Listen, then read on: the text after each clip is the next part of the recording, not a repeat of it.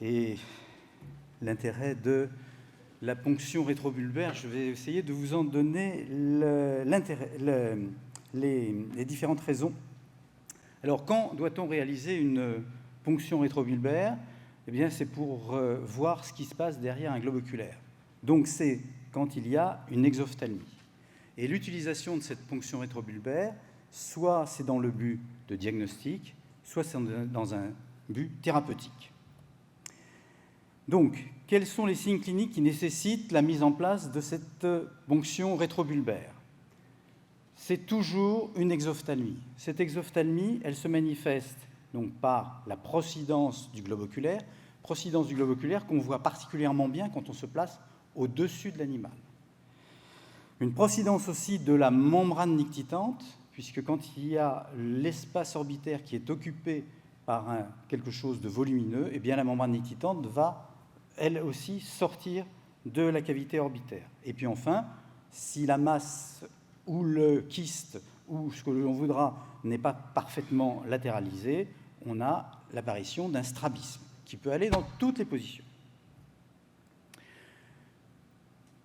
Quand j'ai commencé ma carrière, c'était il y a une quarantaine d'années, on n'avait pas beaucoup de solutions d'imagerie, et la seule imagerie qu'on pouvait réaliser, c'était la radiographie. Mais depuis les années plus récentes, on a connu l'échographie, et puis maintenant, on s'adresse à des techniques encore plus sophistiquées qui sont l'examen tomoscytométrique, l'IRM.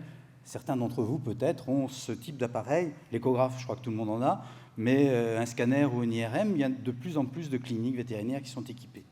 Eh bien, l'échographie, le scanner, l'IRM sont vraiment des moyens d'exploration de la cavité orbitaire qui sont les plus intéressants au niveau de la documentation.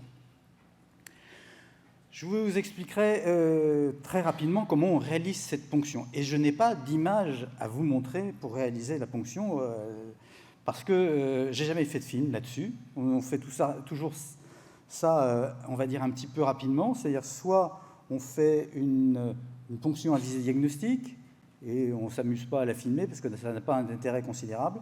Soit on fait une ponction thérapeutique, et à ce moment-là, la ponction thérapeutique, elle se fait par voie buccale, et éventuellement on fait des photographies, je vais vous en montrer, mais ce n'est pas un film que l'on présente. Donc, deux possibilités de réaliser la ponction ab externo, va-t-on dire, soit par la voie latérale du globe. La voie latérale du globe, c'est celle que l'on utilise pour faire une injection rétrobulbaire, soit par la voie transcutanée, en passant.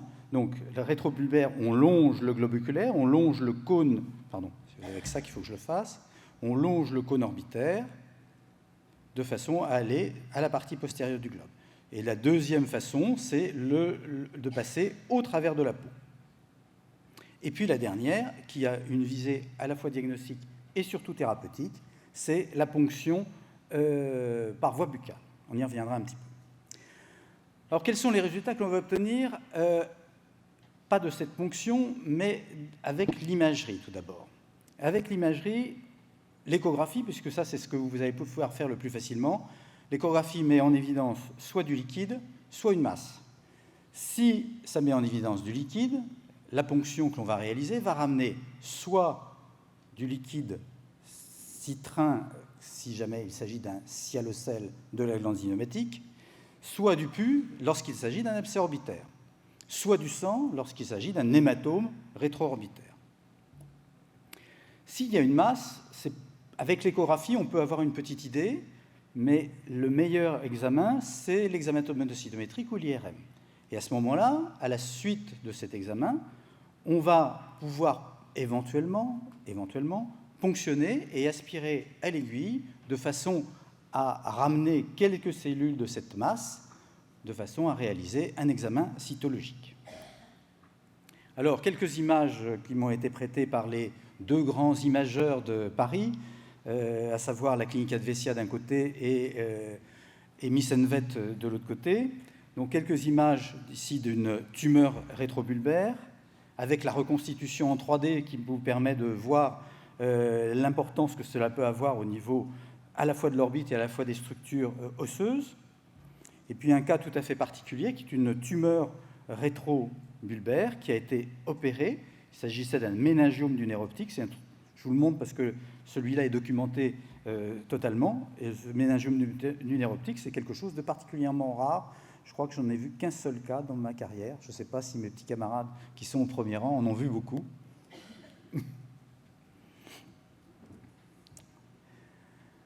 Dans le cas particulier de l'abcès orbitaire, l'imagerie va permettre de voir une accumulation de liquide et la ponction va être à la fois diagnostique, on ramène du pus, et à la fois thérapeutique, on évacue le pus.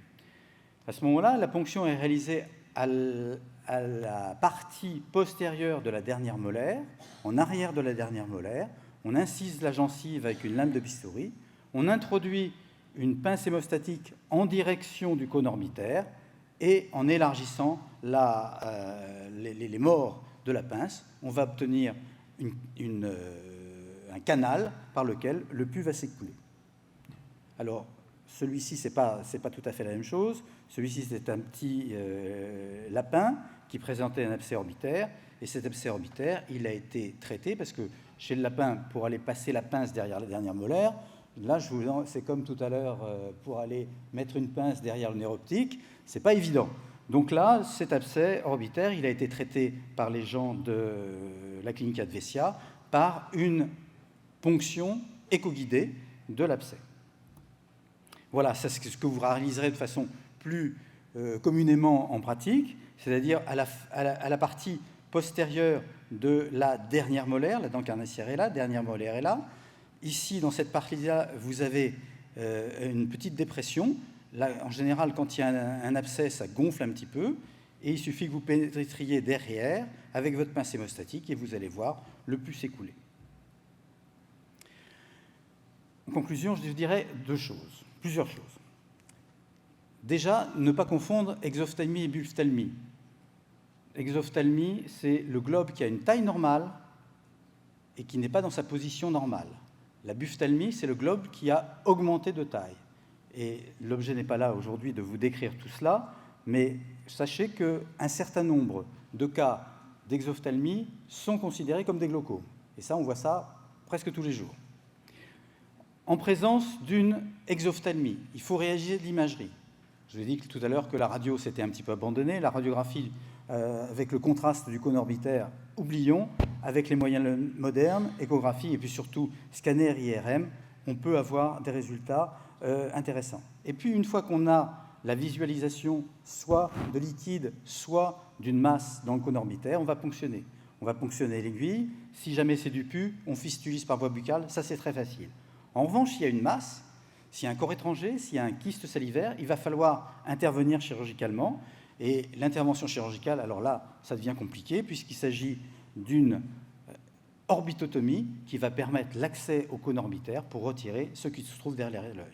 Ici, un cas de sialocèle zygomatique qui est imagé ici, avec du liquide qui se trouve donc derrière le globe oculaire, et la réalisation de l'intervention avec tout d'abord une orbitotomie de l'arcade zygomatique, l'exérèse de la glande zygomatique, et pour protéger la cornée, j'ai insisté tout à l'heure sur la protection de la cornée qui devait garder suffisamment d'humidité pour rester transparente, une blépharographie. Je vous remercie de votre attention.